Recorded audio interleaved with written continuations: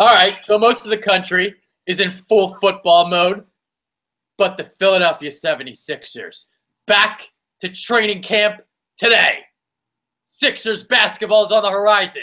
By week 5, week 6, we're going to be here, baby. Kyle Gaffner is here. I'm Adrian Fedke. It's a Sixers show. Are you guys ready?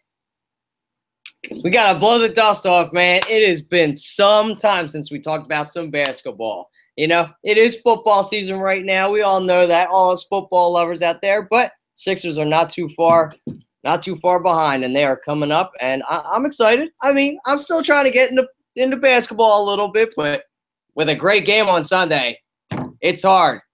It's hard. Man, was that exciting. I'm hoping the Sixers are as that exciting as that Eagles game was. I wonder if anyone could make a 61-foot shot on the Sixers. I bet you they could. Ben Simmons could just shot put it. I bet you could. Him, or I would say, Embiid. He was at the game. He was enjoying it full force. I wonder if he was drinking Shirley Temples the entire afternoon. I wonder that. He moved a little bit. He was trying to stay out of that sun. He went from the box to the field, back up to the box again. Oh, come on. He's too dark to tan, man. You don't need to move around. Like us pasty white folk, we're the ones who have to worry. It's true. Plus, I mean, Africa, I feel like it's hot all the time, so you should be able to take that heat. All right, so let's talk about restrictions to start the show. And speaking of Embiid, still not cleared for 5-on-5. So you look at all right, so last year, 31 games played, no back-to-backs. He had a minutes restriction, obviously had the season-ending knee surgery. So two-part question here. Is he going to see restrictions? And is Ben Simmons, coming off the Jones fracture, going to see restrictions as well? I would say no to Ben Simmons. He is not going to have any restrictions. He doesn't really need to have any restrictions. I think he should be on full force, just unleash the kid on the league. And as for Embiid, I would say he's not going to be put on restrictions like he was last year, but they are still going to be very cautious with him just because this wasn't related to the injuries he's had before with his feet. This was a knee issue, so this is something new for him. So I feel like they're going to have the baby gloves just a little bit, not as tight, just a little bit. But if he hasn't been cleared on 5-on-5s, there's no need to thrust him out there. No preseason. Just bring him along slowly. That's our prime player right there. That is the franchise. So yeah, you got to be careful. I'm in completely agreement with you. I wouldn't even play him during the preseason. Just wait until the regular season. Although, is it a little concerning that he still hasn't been cleared for 5-on-5s? I mean, is it? I don't want to be the pessimist and say, yeah. I really don't know. They don't start with pessimism to start this season. I don't want to be – I like to look at be the guy that looks at the glass half full, not half empty. So I want to say no. You know, Brian Colangelo really doesn't – one of those GMs that really doesn't let you know what's really going on, as we've witnessed since he's been our GM. So I'm going to say no. Let's not panic. Don't hit the panic button just yet. Yeah. Don't hit the panic button like a Kardashian. All them getting pregnant right now. So something the Sixers did this offseason, they're trying to improve their medical staff. Because, everyone gets hurt here in Philadelphia. Everyone's hurt. So they have added a vice president of athlete care. His name is Dr. C. Daniel Medina Leal.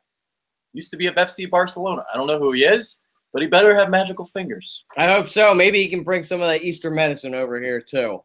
I don't even know if that's the right part of the world. I'm not very good with geography. But anything to improve this medical staff, it's been absolutely terrible. The guys we have in there now, they must have gotten their PhDs off of, Craigslist maybe?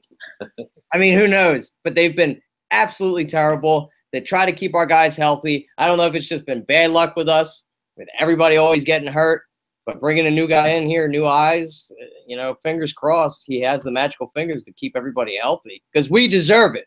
Yeah, this was something that they definitely had to look into during the offseason. I mean, I don't know whether it's coincidence or not that all these guys are getting hurt, but, you look at the Eagles side of things, the Eagles for the last couple of years have been the healthiest team in the league.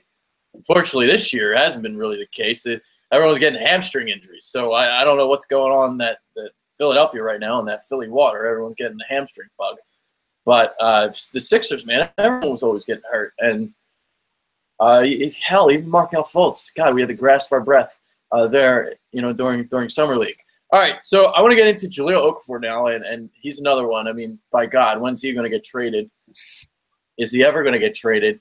But you look, he is slim, he is trim, he has lost 20 pounds, he's become a vegan, and he's now down at 258 pounds. So he looks almost like a 6'10" shrimp now. He does. He's not a Pillsbury Doughboy out there anymore. Big puffy. Love to see it. I think this is a good sign for Jahlil. He's been in the league for a couple years. Maybe that maturity has come onto him, but it looks like he's bought in.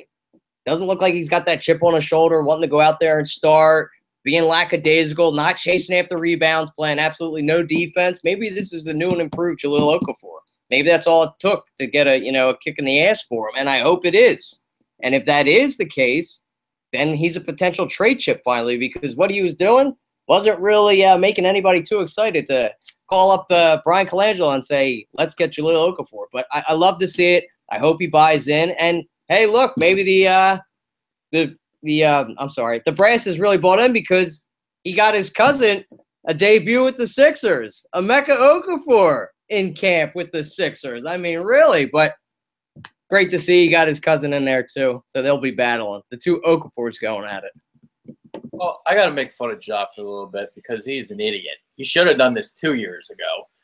He should have known, being in this fast-paced type of offense where you're going up and down the floor, he had to get in better condition to try and fit the scheme. Mm-hmm. And he didn't do that. He stayed fat.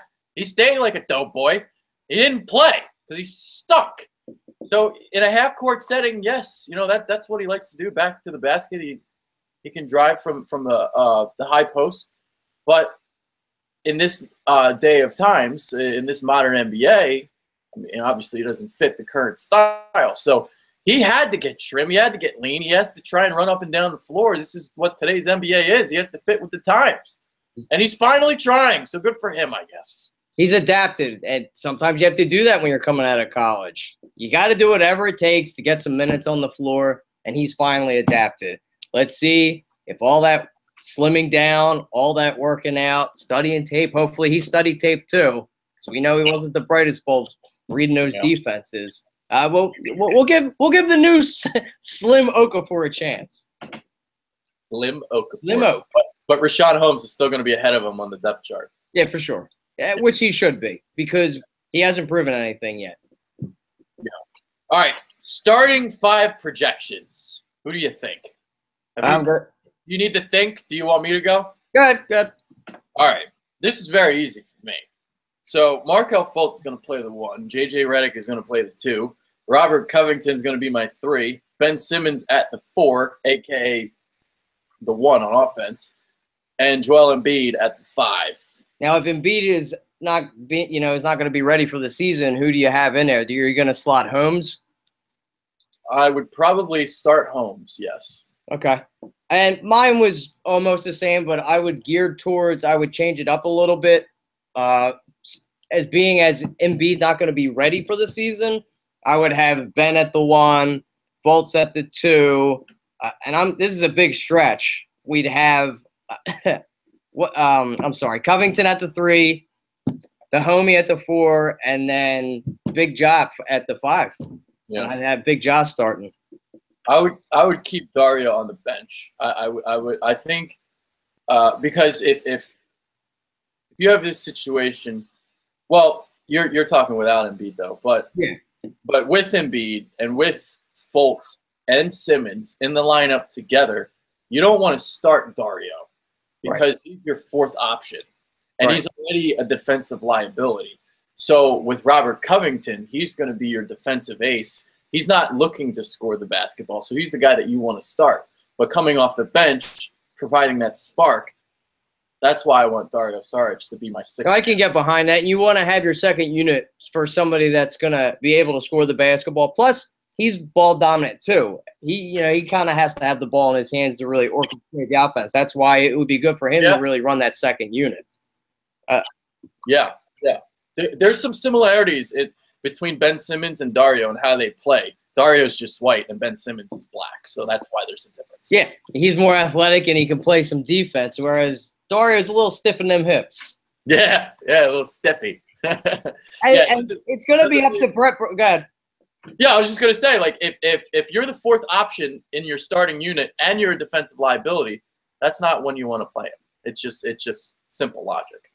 Yeah, and I think he has enough maturity to really understand that. I feel like he's not going to want to be in the spotlight and demand that I start and this, and that. I think he gets it.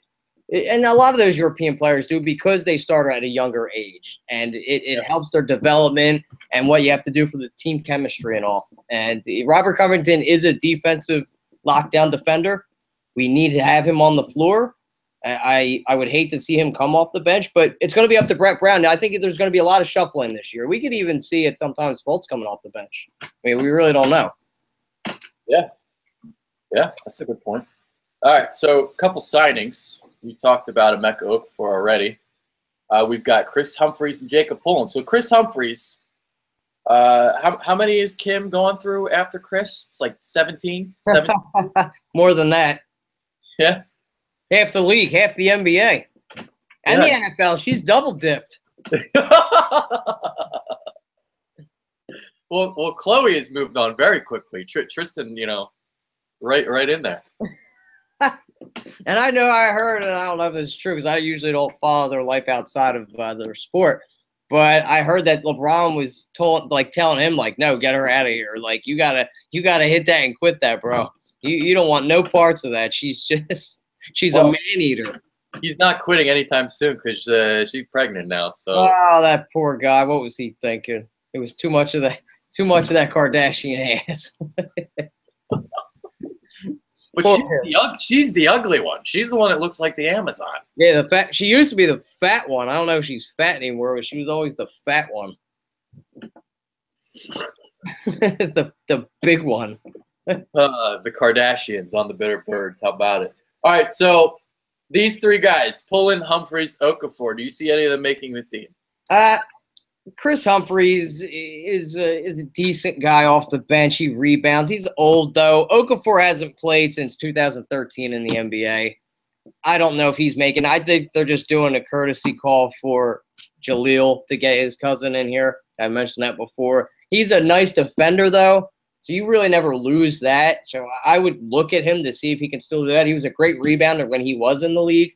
I would give him a shot. Humphries, I just think that's just to get more depth on the team. I wouldn't go anything. I wouldn't even offer him a contract, and I don't even know who Pullen is. I've never heard of that guy. Jacob Pullen is a kid that used to play for Kansas State. So he played with Frank Martin while he was at Kansas State. He always had a big bushy beard. So I remember Jacob Pullen, number 0 for the Wildcats. I almost feel like Humphries and Okafor here just in case Okafor gets traded.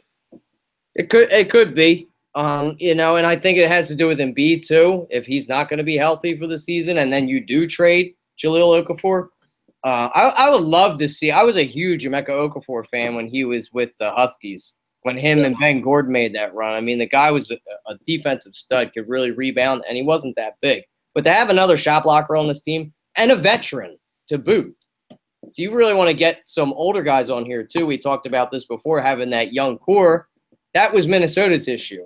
They had all these young guys and no veterans. Yeah. And it really didn't work out for them too well. They really, really suffered.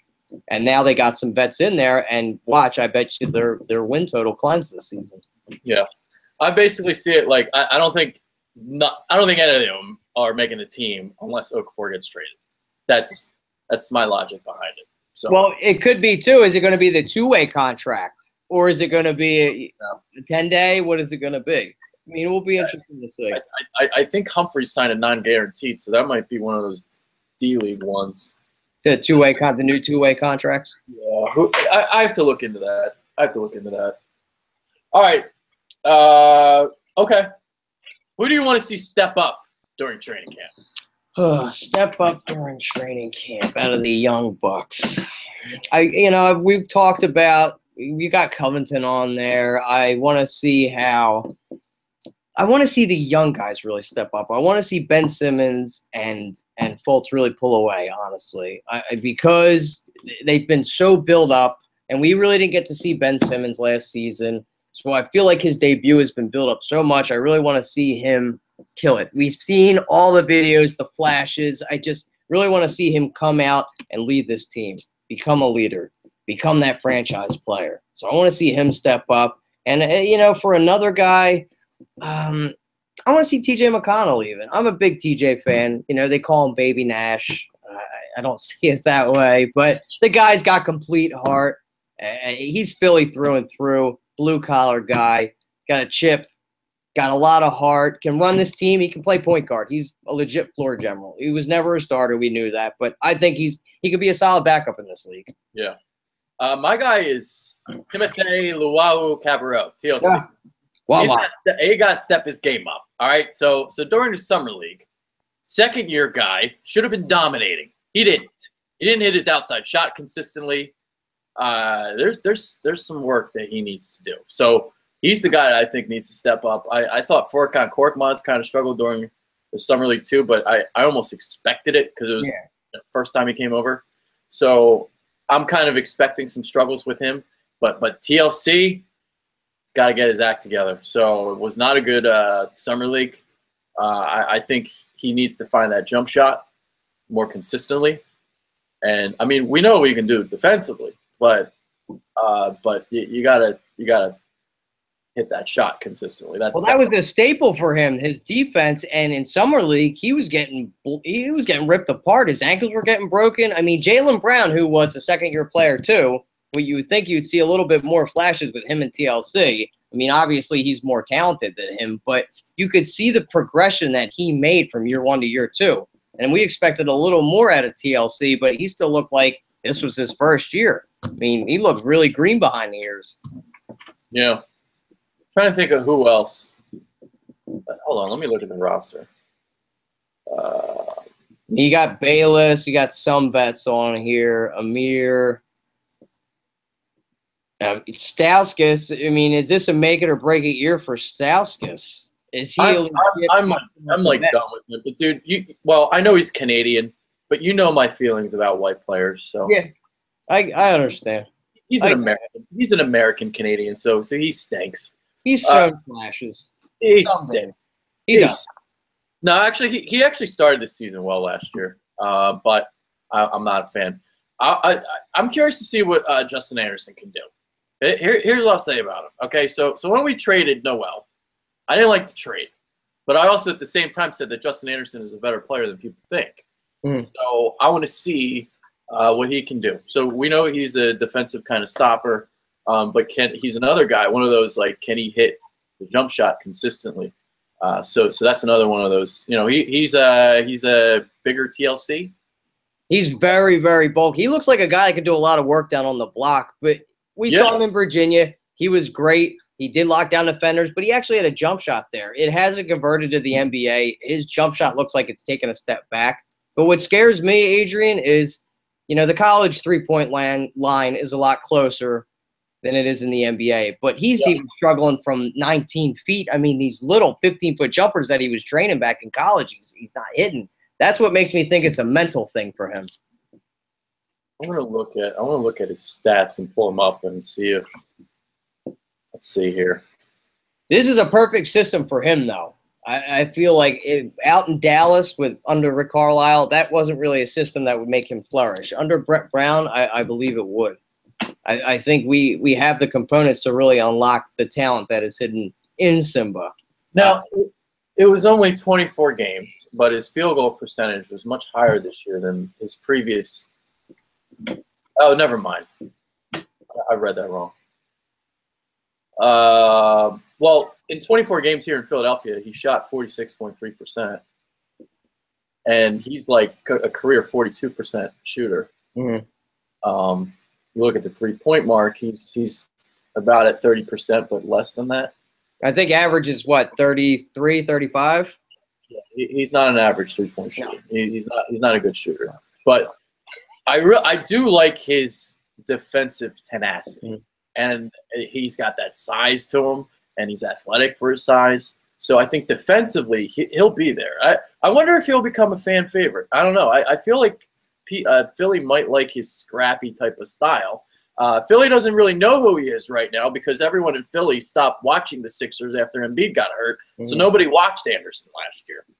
And he had the one. Well, we did, but nobody else did. You know, most of the population didn't. After the big guy went down, people tailed off and started paying attention to hockey or whatever else is on during basketball, or paying attention to other teams. Make fun of hockey because I do flyer shows too. So, but yeah, I mean, he's a kid that can really maybe do something. Brett Brown's a defensive-minded guy. We will have to see. Was that trade worth it? I still really aren't. I'm not a fan of that trade. But look at Noel hasn't even signed that contract yet, so it makes you think. He thought he was going to get those big dollars. I would really want to have Nerlens Noel back here, honestly. Not for that money he's demanded, but I'd still offer him a contract. You know, actually, I know one other guy that watched Justin Anderson last year. You know who watched him. He frequently comments on our channel. Oh, yeah, Sean. No, Eric. Oh, Eric. Yo, Eric, too. Sean and Eric. Eric. Of course Eric watches. Eric watches every single second of every game, I guarantee it. I wonder what his input would be on Justin Anderson and see if he was really a fan of him. Because that's what we really flipped for Noel. Because we got rid of the other second-round pick we traded for him. Yeah. Well, hey, like I said, I didn't hate Justin Anderson as much as everyone. But, all right. Ben Simmons at the point. I mean, it's kind of self-explanatory. You're going to play him at the point on offense, but then on defense, you're going to play him at the 4, right? Yeah. Yeah, you have to. I don't think he'll be able to defend. Even though he's super athletic, I don't think he'll be able to defend the ones like the Russell Westbrooks and the Steph Currys with their ability to handle the ball. And now that Kyrie's in our division, that's going to be interesting too. So I would leave those defensive assignments to Fultz. I think he's a lot quicker, obviously, than Ben Simmons, but you have to have him run the point. It's going to be fun to see, though, because Fultz can play the 1, too. I think he's better suited to play the 2. But having those guys share the rock, be dominant with the ball, and his ability to score and shoot is exactly what the recipe is for Ben Simmons, for him to drive and kick. Same with Fultz. He can drive and kick. We got J.J. Redick. So it's going to be a very exciting season. I cannot wait. I cannot wait for that first preseason game, October 4th against Memphis Grizz. All right, one more question before we kind of depart. So we will get into this. We did a whole video about this a while ago. Maybe I'll put the link below after our show's over. But Joel Embiid contract extension, what would you do? How would you play this out? Oh, man. It's tough to say because we have until, what is it, October 15th, is it, or 16th? 16th, October 16th. It's 2 days before the season. I would say what we have seen out of Embiid, that you take the risk. It was a risk when we drafted him. Did we know if he was ever going to play a second on the court? No, but he was the best player there, and his potential to be a superstar and the best center in the league, Hinkie took the chance on him. So I'm saying we're in the Hinkie seat right now. I'm saying take the chance on him, extend him, give him max money. That's what I'm saying. I would give him the max deal. But there has to be, not incentives, but there has to be like a loophole to say, like the Steph Curry contract. If he does get injured, that we don't get hurt to where it sets us back, 5 years where we have to keep paying him all this money. So there has to be something in the contract to where if he gets hurt, that we don't give him that $150 million. There are no incentives, right? Because we looked at this, so you can't like give him like if you play so and so amount of time, blah blah blah. This is a tricky spot because my instincts say, well, because he's a restricted free agent, you can just match any offer that he gets his way. Right. So it's like two things. It's like, okay, well, if you wait and he kills it, you got to give him max. But if you give it to him right now, maybe you don't have to give him a max. but maybe you still would have to. I don't know. I don't know what he would get at this point. Would he get a max? I feel like he would, even though it's been such a small sample size. What he's done in that small sample size, I feel like he would get a max contract. Well, if he gets a max right now, then I might as well just wait until the end of the season. Then. That's true. You could. I mean, it's an interesting. It's a catch-22. It's an interesting situation because of what you just said. You could just match any offer, if anything. But okay, say we do give him that contract.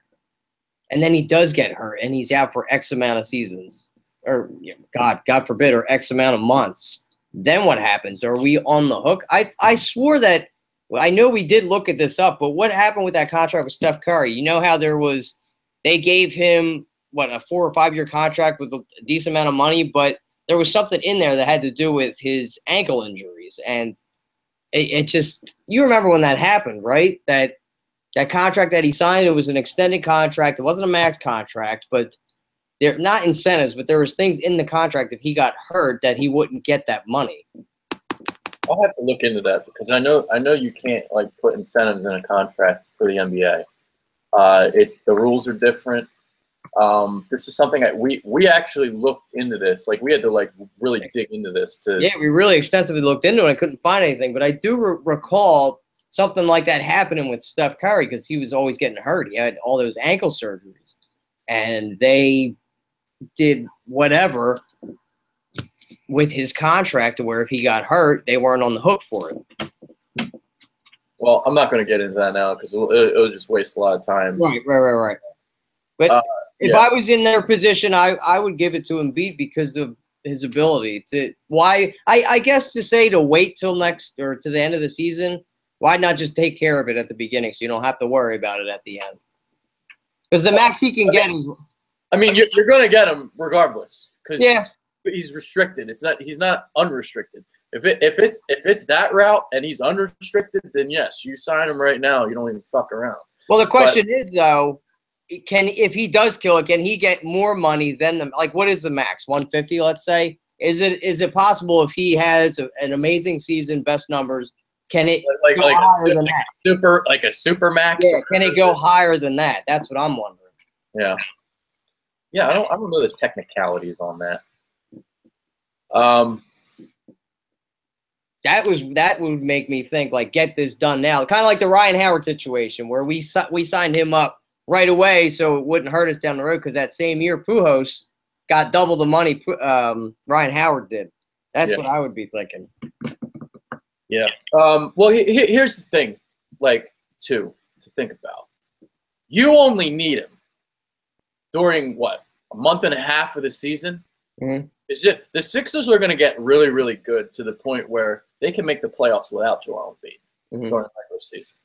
So you can just baby him during the regular season. Even if he's hurt during the regular season, it almost doesn't matter. You only need him for the postseason. So you just kind of rest him up and you play it like that. Because I've dealt with the other side of the ledger. There are people that don't want to extend him for some reason, like Sean Brace.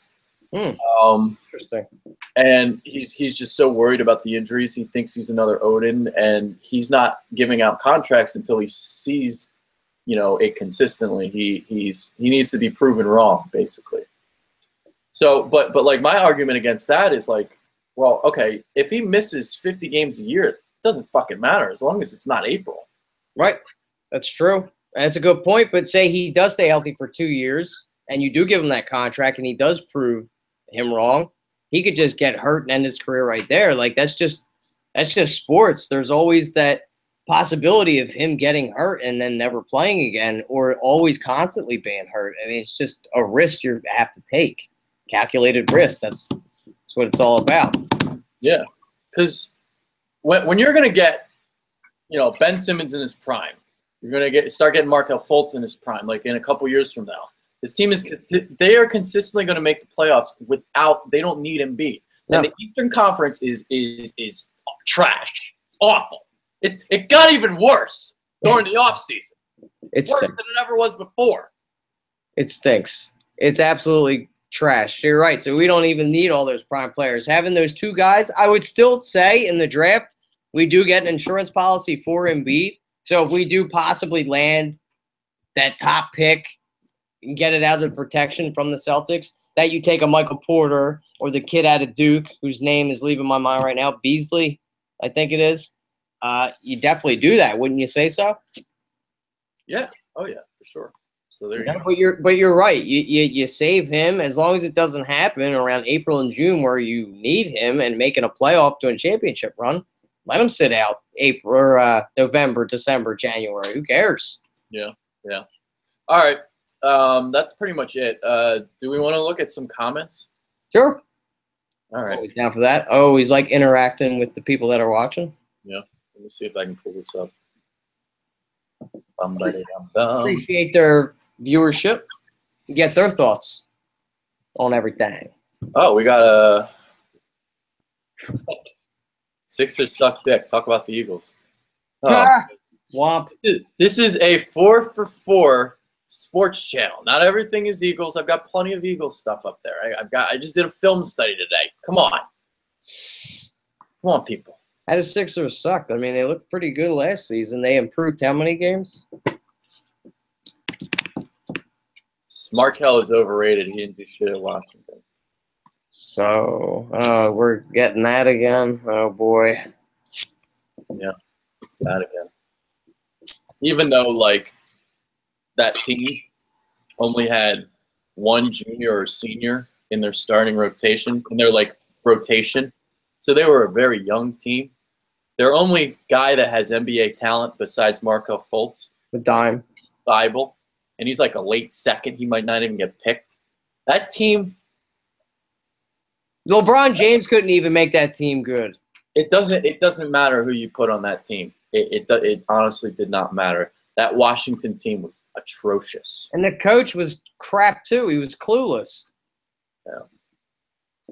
How many minutes do you think Simmons and Fultz will play in the preseason? I mean, I don't know how many minutes per se, but I don't really think they'll be restricted that much. I think they'll pretty much let them go. Yeah, they're just going to take the reins off and unleash them. I'd probably maybe say like 17 minutes a game for both of them each, maybe a little less. I think they'll take it a little easy with Ben Simmons. I think they'll let Markelle Fultz play a little bit more in preseason, even though he doesn't have restrictions on him. But I think they'll be a little more cautious with Ben Simmons. Yeah. Because remember what happened last season, the last game? You know, you don't want that to happen again. They're pointless games. It seems like people are in agreement with you about wanting to give Embiid an extension. Yeah, I feel like you have to. You know, it's a calculated risk. Yeah. I just wish I knew a little bit more about the more information about the contracts, whether if there's incentives to him not us being on the hook for that money. Korkmaz, I think, will be good throughout the season, probably late like Dario. I think Korkmaz might take some time. Yeah, I agree with you. I don't think he's going to. That frame of his. And he's a lot younger when Dario came over when he was 21 and Korkmaz was 19. I mean, it seems like it's only 2 years, but that's a lot of time to study. The game was very quick for him in the summer league. And if it was quick for him in the summer league, it's going to be even quicker for the NBA. So I don't think he's going to play a lot. Nah. I don't you think it would be beneficial for him to play with the Delaware 87? I would agree with that. Yes, that's a good point. You know, let him play down there and acclimate his game, get more acclimated because that's closer to the NBA than summer league is going to be. It's like the step up. So get him down there and play him. All right, so this guy's just trolling about Fultz. Like, I'm not going to get into it. Do you think Ben Simmons' shot improves like Joel's did? Yeah, I think so. It looked pretty, and I know they're just upload videos on Twitter and stuff, but it looked like he was tickling the twine a little bit. We'll be able to study it better when he plays in preseason. When do you think Bolden comes over? That's a good question. Is he not allowed to come over right now? I can't hear you. Oh, there's no sound. You still hear? Oh no! Oh no. There you go. Okay. All right. So Jonah Bolden. What was the question again? Hold on. When do you think Bolden comes over? All right, so isn't he next season? He'll be eligible for next season. Yeah, he's not eligible yet. Yeah.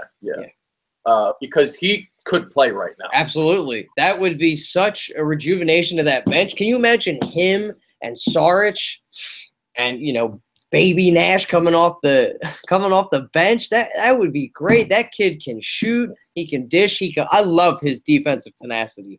It was incredible to see him gallop like his gazelle up and down the court and just swat everything. I mean, he's got a little bit of everything in his game. He's like a Swiss Army knife. He's like Shawn Marion was for the Suns, just bigger and has a better stroke.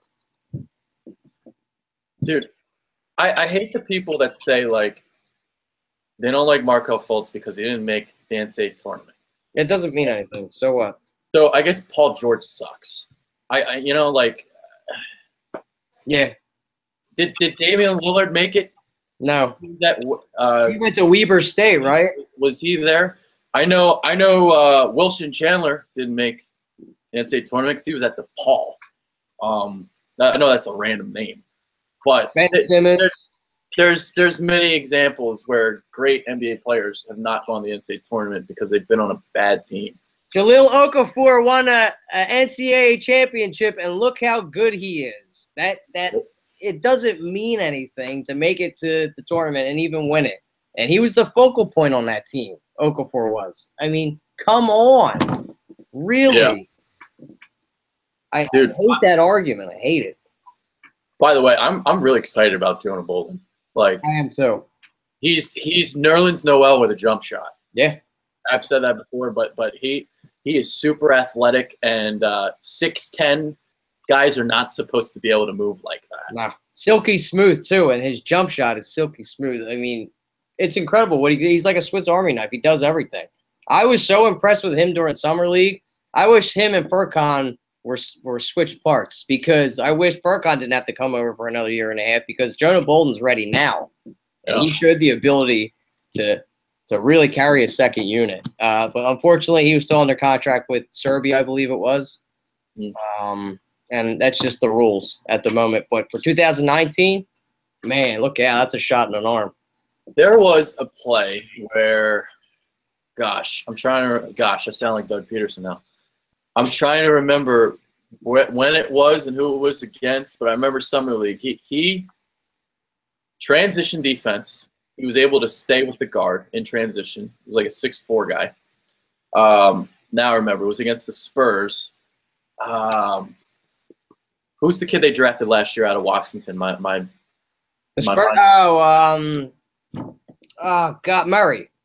There you go, DeJounte Murray. So DeJounte Murray's on a fast break. He's trying to dribble the ball up down the floor in transition. You got Bolden step for step with him. So then he slows it down across half court, and then you're playing half court defense against a 6'6" guard. Strips the ball away from him, finds someone down the floor with a perfect pass. That was a perfect illustration of what Jonah Bolden is. So it wasn't even a block. It was transition defense, moving your feet, showing the athleticism to be able to stay with Murray and keep him in front of him. And then you slow it down in half court, and he stripped them. Like, that's unbelievable. It is. He has the moves and the ability to do what guards can do, but can bang with the big boys as well, and has a perimeter game. I mean, he's kind of like Chris. I don't want to say this because then I don't want to say, people saying, oh, he's not Kristaps Porzingis. He does a lot what KP does out in New York. You know what I mean? I think he's better. His feet are quicker than KP. I mean, he's a lot smaller than KP is, but the ability to stay with guards and defend and shoot and pass, I mean, the kid is a stud. And not going to lie, I didn't know who he was when we drafted him. So once we found out who he was and we watched what he could do, I was really, really Listen, 99.9% of fans in Philadelphia didn't know who Jonah Bolden was. All right? They didn't know who he was. Just because they watched some highlight clips doesn't mean they know who he was. No. But they pretend like they know who he was. That's what people do, because people love to try and sound smart. That's what it is in this country. And YouTube, the highlight YouTube clips, it kills me when they watch them too. You can't. And don't forget, like, we also have that guy, I can't even say his name, Anjis Pachnic. That guy's excited too, and he has the ability to come over next year as well. So hopefully he refines his game over there. Now that's like the poor man's KP right there. Lithuania, 7-3, can shoot, defend. Man, we are going to look scary. If those two come over here, we're going to be we're going to have all the size in the world, athleticism, and shoot the lights out. Get me all jazzed up, man. Positionless basketball. It is. There's no positions in basketball anymore, and that has been proven. Yeah. All right. So that's about it, man. We went for longer than I thought we would. So there you go. Our first Sixers show of the season. All right. So some plans for this coming season. The Bitter Birds are always expanding and always doing some big shit. So I'm going to try and do, the same recaps that I've been doing for the Eagles with the highlights and the analysis and the recap. I will try to do it for all the Sixers games. We'll see. We'll see. That's a lot of work. That's 82 games worth. But I'll probably keep the videos shorter than for the Eagles ones. So look for the daily recaps, 3, 4, 5 minute little bits. And Kyle's going to try and live stream because he's got season tickets. So after every game, he's going to try and live stream a little bit and, talk about the game and what he saw. So, yeah, you can talk about that, Kyle. That's definitely going to happen. I'm going to be down there for the preseason games, and I almost never miss the games down there because I got the season tickets. Love being down there. But I'm going to do a little bit, talk about what I think each game's going to, happen during each matchup, and then afterwards give a little recap on what has happened, what I noticed, what Brett Brown could do to improve, and the players as well. So definitely stay tuned for that. Yeah, and we'll try and do this like weekly from now on. I know we haven't done a Sixers show in a while, but we'll try to keep it weekly. Our boy Eric always, lets us know that we're slacking. So sorry, Eric. Summer and then football. I don't know if Eric watches football. I don't know if he does, but yeah, basketball was on the back burner for a little bit. It's like that lull in between after the Super Bowl and after the NBA championship. You got that little bit of a lull where it's like, well, you got baseball, but who cares at this point when our teams aren't doing anything? Oh man, we're struggling with the baseball this year. But I'll tell you what, Reese Hoskins is making things a lot more interesting right now. So that'll be coming up this week sometime. A baseball show. Yes, sir. We can talk a little about baseball because this is the last week for it. Then we're going to get into and I'll talk to you afterwards, but we could even do some national coverage for playoff baseball. Oh yeah, we're going to do that. Okay. Yeah, we're definitely. Yeah, we might even do that daily, like just after games are over. We'll see how that goes because I know you have to get up early and shit like that. So we'll figure it out when it comes, but. I definitely want to do some stuff with the playoffs. Dude, I'm trying to make this into something. Like Bitter Birds keeps getting bigger, so I got to keep bringing it, And if 97.5 wants to sleep on me, then fuck it. I'm going to make the Bitter Birds bigger than fucking 97.5. I mean, to tell you the truth, radio's dead. This is the way of the future. Nobody really listens to radio anymore. Podcasts and YouTube is the way of the future. Hey, listen, Jason Martinez. He's been sleeping on me for months. He's not answering any of my emails. It's very annoying. It's very frustrating, especially when I'm probably better than 3/4 of their fucking staff. They're awful. Anybody on Sports Talk Radio, I stopped listening to them, and I used to be an advocate listener. There's nobody on there that knows what they're talking about. They don't know where their players are coming from. They don't know. They get their players' names wrong. They get the sports mixed up. It's so frustrating to listen to these jokers. They're yokels. They know nothing. They know somebody to get that job. That's it. That's how it goes. It's very annoying. As you've known because you witnessed it with I witnessed it firsthand when I was at WIP with the internship game. They picked the girl because she was hot and she showed up in a string bikini. It's bullshit. That's Angelo for you. The troll. Yeah. So that's how it is. So there you go. All right. Final thoughts? Final thoughts. I don't really have one actually. Do you? Go Eagles. There you go. Oh, great game. That was a great game. And I love to see, final thought, I love to see the enthusiasm from Embiid for all our sports. I haven't seen him at a Phillies game yet, so I'm hoping I see him there. But you saw the reaction video from Embiid, Yeah. right? On that was awesome. Yeah. Love to see that. And how about Jake Elliott? All right, to switch the topic, would you keep Jake Elliott as your kicker? Because I don't think Caleb Strugis or whatever his name could have nailed that. Would have nailed that 61-yarder. Hey, listen, I mean, I know during the video, I was like, I will never say anything bad about you ever again. But hey, listen, he's missed a 30-yarder, an extra point. He missed one on Sunday. So he's still got to show me a little bit more consistency before I'm ready to anoint him, I guess.